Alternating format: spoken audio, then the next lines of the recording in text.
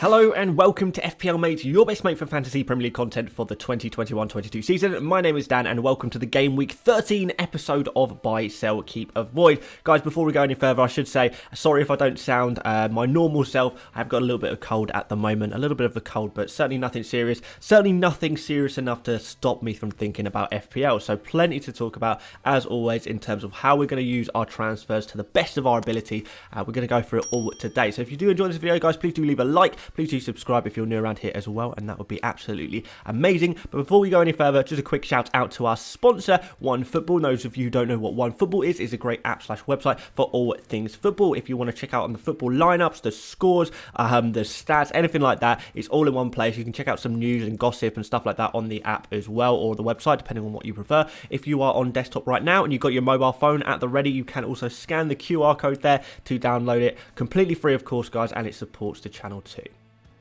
Very quickly, buys a player you probably don't have but should consider bringing in, sells a player you probably have but should consider removing, keeps a player you probably have but you might be thinking about removing them. I think you should keep them, and finally avoids a players that are pretty hyped up right now. You're probably thinking about bringing them in. I don't think you should. I think you should avoid them. There we go. Pretty simple. You guys know the drill by now. So let's start off with some buys.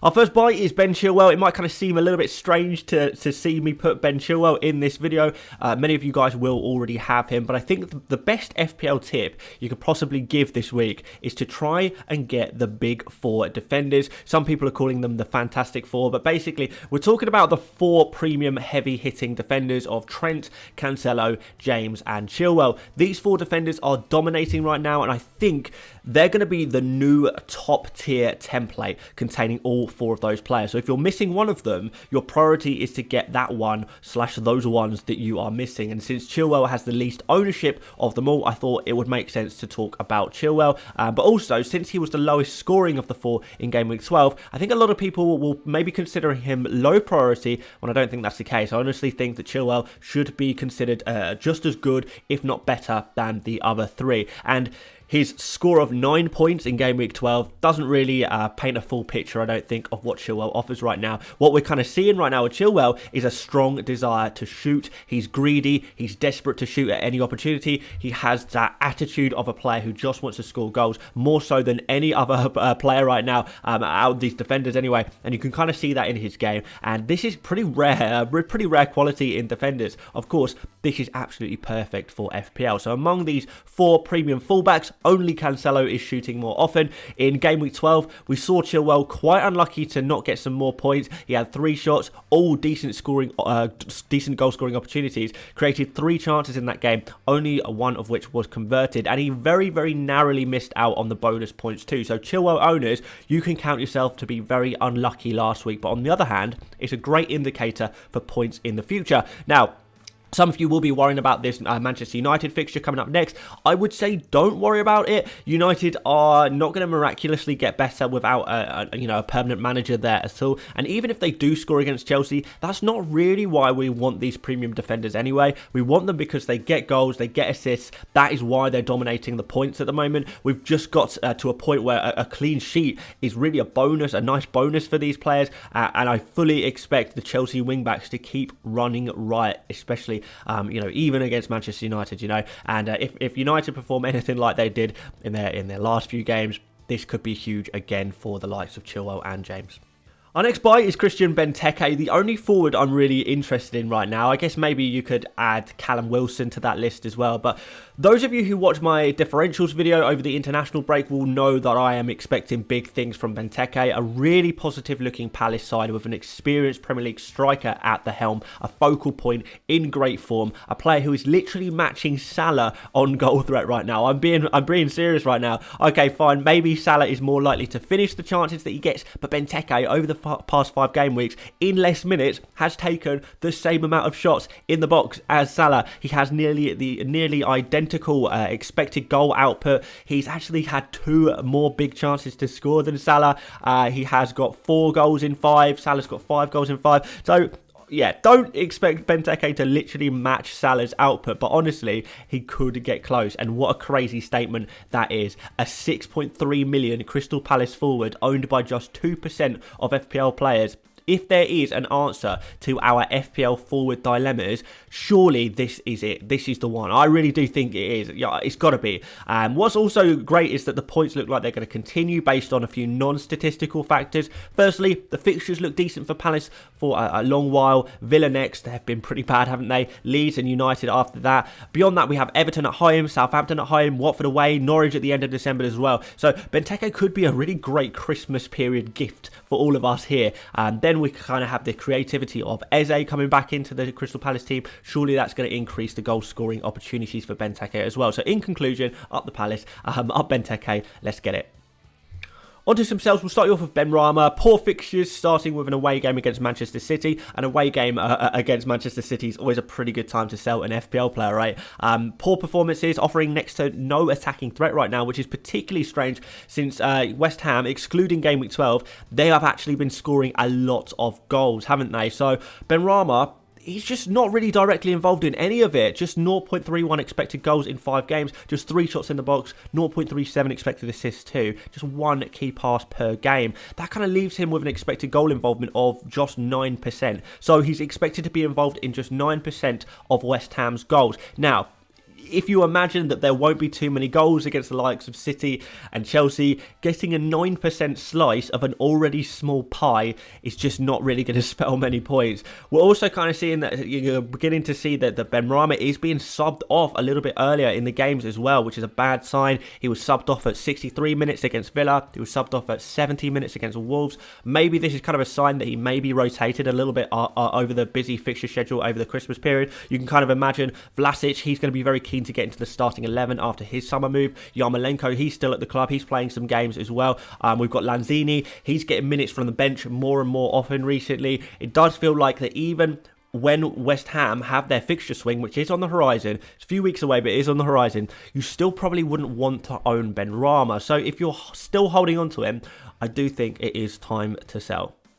My next sell is Kai Havertz, a frustrating player really, an experimental transfer that I guess did okay, 20 points over the past 4 game weeks. It's not the worst in the world, but it's certainly nothing amazing. And I guess even if Havertz was guaranteed starts, we would still probably be thinking about moving him on, wouldn't we? But this week is the week that Havertz turns from a nailed-on forward to a massive rotation risk winger.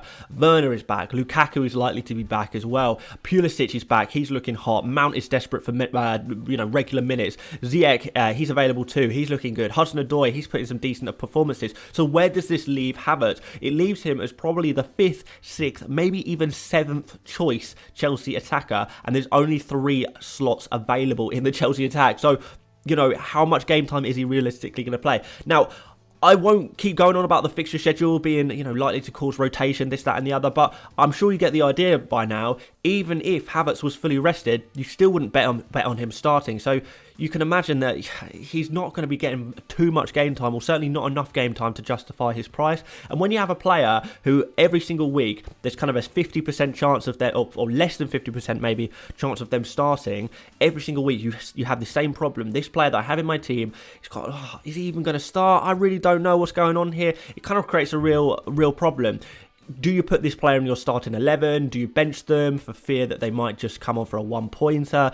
Even if they do start, are they actually likely to get points? When all of these concerns build up, there's only really ever one answer, right? And that's to sell. Ideally for Jota if he's available, and it is looking promising on that one. If not, guys, you're kind of on your own there, I guess. No, but seriously, Gallagher, Smith Rowe, Cornet, Bernardo Silva, maybe. There's a few options there, but Jota would be my preferred player to move to, I think. On to some keeps. Let's start you off with Harry Kane. Now, guys, I've seen a few of you panicking over on Twitter. I've seen a few of you panicking in the stream comments from yesterday. Some of you, like me, have had Kane for a little while. It's been really frustrating. Some of you, however, have only literally just got Kane. Now, fair enough. We had hoped he would score against Leeds, but there was always that chance that, the Spurs, they've got this good run of fixtures. there was always the chance that this would be the one that he would blank in. If you're looking at the 4 fixtures, including Leeds, all the way through to Norwich, the Leeds one was kind of the least likely one for him to score in, right? That's kind of, I think, what we all kind of thought. But more importantly, I guess, Kane didn't actually play that badly, I don't think. He had one really good chance to score, then a couple of other chances where it was kind of close. Meslier made a great save. That bounced off the post even after the great save.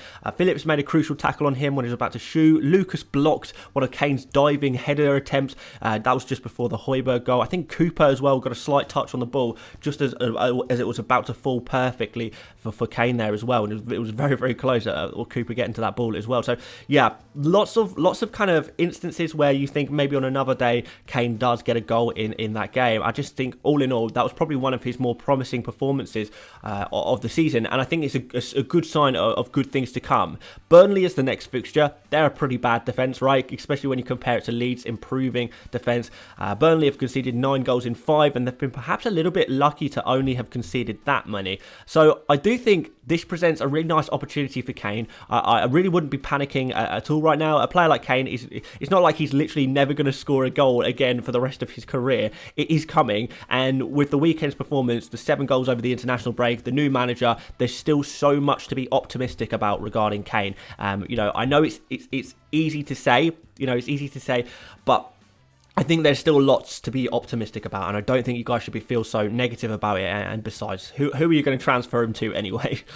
Which leads us on to our next keep, which is Jamie Vardy. Again, who are you going to transfer Vardy to? Benteke maybe, but that does leave a lot in the bank, and there's not really much else, is there? Vardy has been the biggest troll. Since everyone brought him in, he's literally gone from the 2nd highest point scorer in FPL, just behind Salah, and he's now the 9th highest point scorer because he's just blanked every game since. Pretty catastrophic, right? But I do think the circumstances have made him look a little bit worse than he actually is. First of all, he got injured in one of the games. He had to be yanked at half time. He wasn't fully fit, Also, I know we like to think of Vardy as a fixture-proof player who's going to do really well against the big teams. We've kind of seen this season that that's perhaps not the case, and recent fixtures have been tough.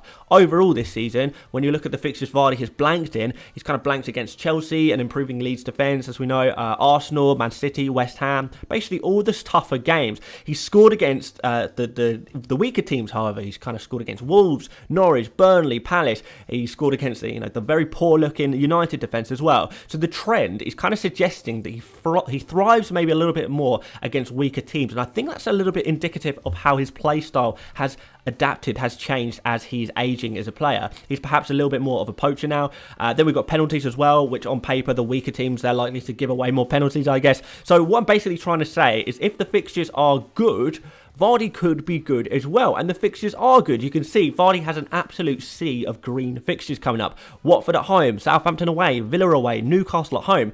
Patience here could seriously be rewarded when you look at the difficulty of the fixtures, right? And if you haven't got Kane, Vardy also presents a really nice route to get in Ronaldo when United's fixtures swing, and they may have a new manager in place by then as well. So could be looking a really good move to keep Vardy for this short period, and then move over to Ronaldo after that.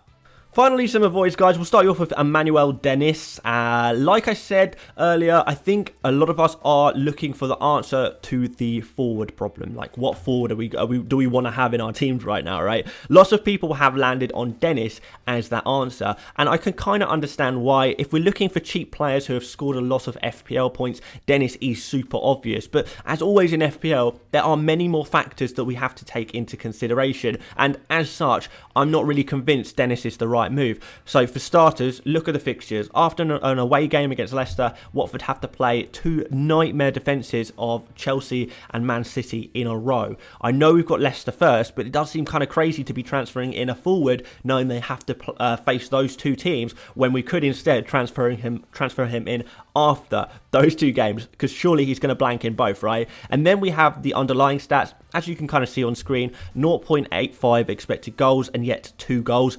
1.53 expected assists, yet 4 assists. Dennis is massively overperforming on his expected stats at the moment. Maybe this is to do with the fact that he has recorded these stats in games against the two worst defences in the league right now, which are Everton and Manchester United. Yeah, you didn't expect me to say those two teams, did you? But both of those teams, Everton and United, they have the worst defensive stats of any Premier League team over the past 2 games. But another factor might be a little bit of luck. Maybe we should expect Dennis to regress to the mean, start performing a little bit more how we, matching his expected goals and assists a little bit more rather than overperforming them so much.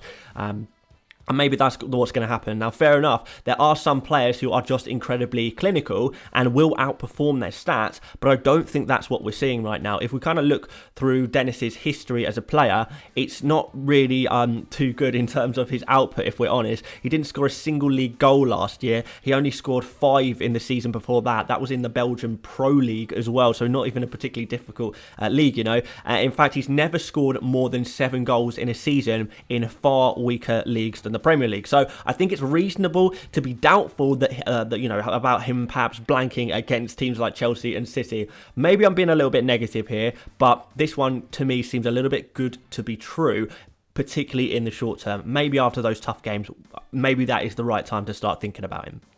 And finally, we've got Antonio Rudiger. This is going to be a little bit of a controversial one, I imagine. On one hand, Rudiger, he genuinely isn't the worst FPL option in the world, right? But on the other hand, we've got a weekly situation where a centre-back scores a header from a corner, gets a good score, a good FPL score, and everyone rushes to buy this player because they think that this is going to happen every week. They think that this centre-back is a goal-scoring machine.